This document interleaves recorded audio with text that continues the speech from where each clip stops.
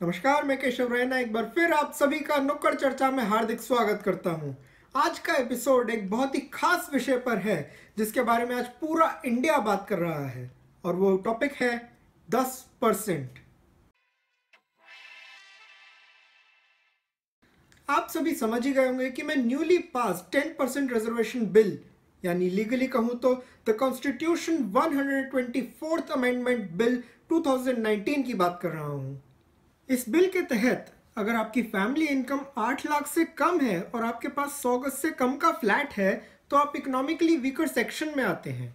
यानी गवर्नमेंट ने below poverty line के बाद एक नई लाइन बना दी है जिसे शायद पॉवर्टी लाइन कहा जाएगा कुछ दिनों में। और अगर आप इस 10% में आते हैं तो आप ऑफिशियली गरीब हैं। जी हाँ, आप ऑफिशियली गरीब हैं। Question is that the Constitution 124th Amendment Bill 2019 may be taken under consideration. Now, division. इस डिवीजन के बाद अपर कास्ट हिंदू कम्युनिटी में एक और डिवीजन आ गया। एक अपर कास्ट रिच हिंदू और एक अपर कास्ट गरीब हिंदू। बात ये उठती है कि ऐसी क्या वजह आ गई कि गवर्नमेंट को ये बिल इंट्रोड्यूस करना पड़ा। हालांकि ऐसा पहली बार नहीं है कि इकोनॉमिकली वीकर अपर कास्ट के लिए रिजर्वेशन की बात पॉलिटिशियंस ने की हो। 1991 में नरसिम्हा राव सरकार ने ऐसा ही एक बिल पास किया था। इस बिल को सुप्रीम कोर्ट ने Indira Sahni versus union of India 1992 के जजमेंट में यह कहकर साफ साफ स्ट्राइक डाउन कर दिया था कि economic criteria can not be the sole basis for reservation. हमारे संविधान के हिसाब से रिजर्वेशन उनको मिलनी चाहिए जिनको उनकी कास्ट की वजह से प्रॉपर एजुकेशन या जॉब अपॉर्चुनिटीज नहीं मिल पाती। तो जबकि अपर कास्ट हिंदूज को सबसे ज़्यादा एजुकेशन और जॉब अपॉर्चुनिटीज़ मिलती हैं, तो क्या रिजर्वेशन सही है? People from economically weaker section are found in every caste. तो क्या कुछ लोगों को इकोनॉमिकली स्ट्रांग बनाने के लिए उन्हें रिजर्वेशन देना सही है? क्या उनकी मदद एजुकेशन लोन, स्कॉलरशिप या स्किल डेवलपमेंट इनिशिएटिव के द्वारा नहीं की जा सकती? क्या प्रधानमंत्री की स्किल डेवलपमेंट इनिशिएटिव इतनी मजबूत नहीं कि वो इन लोगों को इकोनॉमिकली स्ट्रांग बना सके? मैं एक बार फिर ये सवाल उठाना चाहूँगा कि ऐसी कौन सी वजह थी जो सरकार को ये बिल लाने की ज़रूरत पड़ी और इस बिल को अपोज करने वाले सिर्फ 10 एमपीज थे। संघ के हिसाब से बीजेपी के वोट बैंक में अपर कास्ट हिंदूज के वोट कम हो गए हैं, जिस वजह से बीजेपी को कुछ इलेक्शंस में हार का सामना करना पड़ा। इस बिल के बारे में बोलते वक्त अपोजिशन ने कहा था कि इस समय इस बिल को इंट्रोड्यूस करना सिर्फ आने वाले इलेक्शन को नज़र में रख के किया गया है।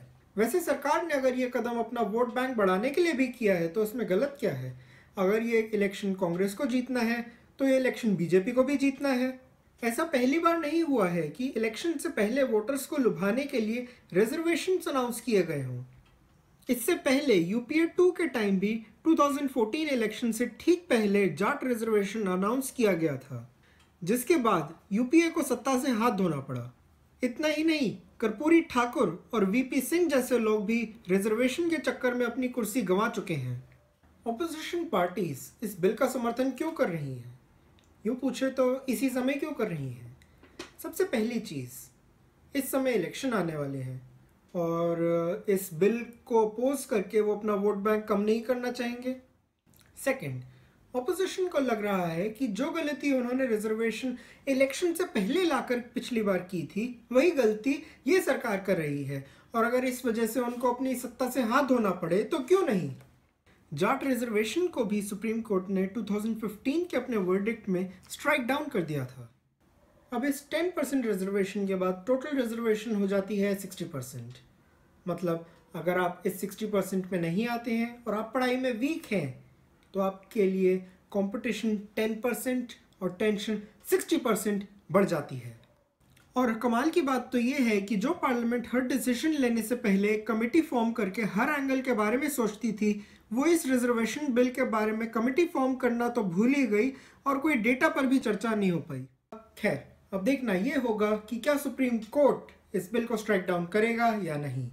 क्या इस रिजर्वेशन बिल की वजह से बाकी लोग भी अपने रिजर्वेशन की लड़ाई को और जोरों से आगे बढ़ाएंगे? क्या इस बिल की वजह से आने वाले चुनाव में बीजेपी को कोई फायदा होगा या नहीं?